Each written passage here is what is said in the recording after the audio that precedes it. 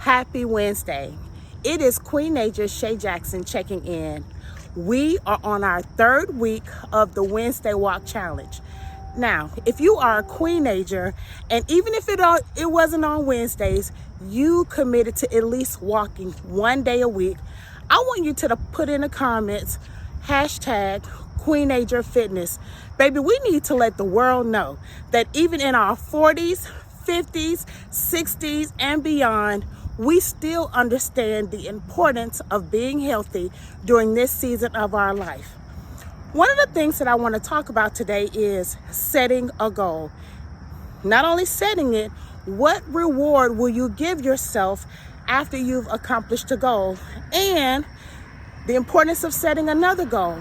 So let's say, for instance, you set a goal of, I am going to walk for 4 Wednesdays or 4 days this month.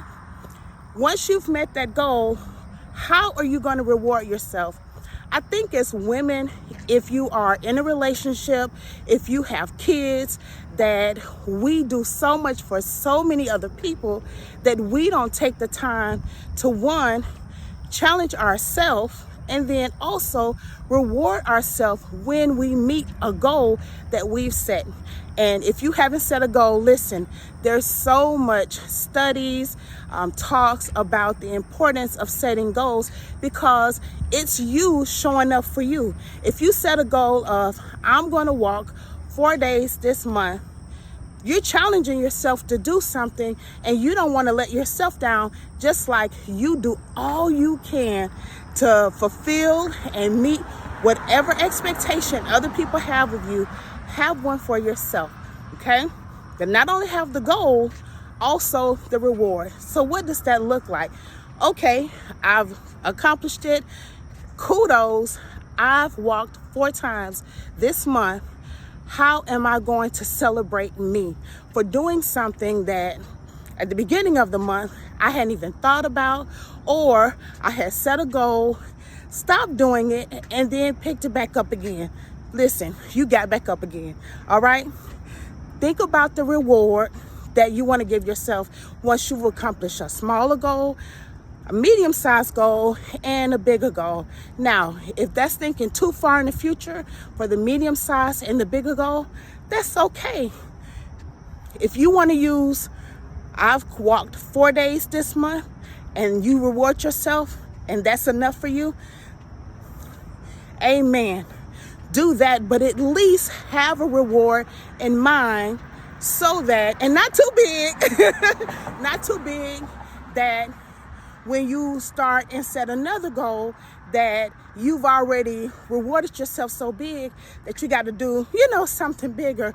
You want it to be something small. So I don't know. I'll say for me, like if I was to set a goal, I'll give a good one. So when I started going to spin, yes, it was difficult. The seat was uncomfortable, pushed through it. But I set a goal that if I would go to spin the whole month, Tuesdays and Thursdays, I think it was for February and March, that I would buy me some new shoes for spin. Okay, so that's like a good goal, because not only is it something that I was able to measure going Tuesdays and Thursdays, and then once I met that goal, I was able to say, okay, I can reward myself with some spin shoes. So think about it that way, but it's important. And I'm going up a hill. And also, I'm going to walk a little slower. I'll get to that in just a moment. Also, once you've met that goal, make another goal, okay? So this is the 3rd week. And if you started with me and start rocking with me week 1, okay. But if you started week 2 or even this week, let's say you set a goal, I'm going to walk 4 days this week. Well, your next goal, once you fulfill it, it should be something else. If you walked only 1 day a week, bump it up to do it 2 days a week. Just make sure that you are challenging yourself. And listen, this is July. We have 5 more months left. 4 more, let me see. Yes, 5 more months left. Almost 4 more months, because August is almost here. But think about if you started doing that how you would feel at the end of the month, that you would be able to look back over 2025 and say, listen, yeah, I set a fitness goal, but I didn't really take it seriously. But I did take it seriously middle of the year, and I finished strong. You will feel good about yourself. I promise you. Okay, that is my testimony. So let's talk about why I'm walking slow. I don't know how, and when I tell you, you probably won't believe it, but I don't want to take the picture to gross you out.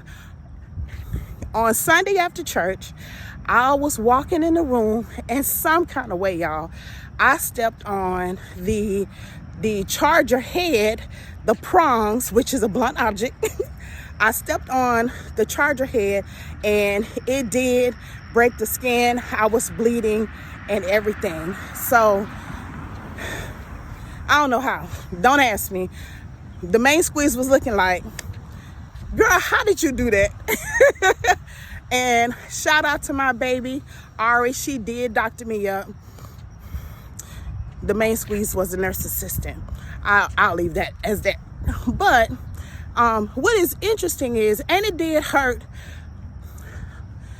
It's interesting because, yes, we walk, but we don't use as much pressure on our full foot as I thought I would, because I thought I was going to have to come on here and say, y'all, I injured my foot.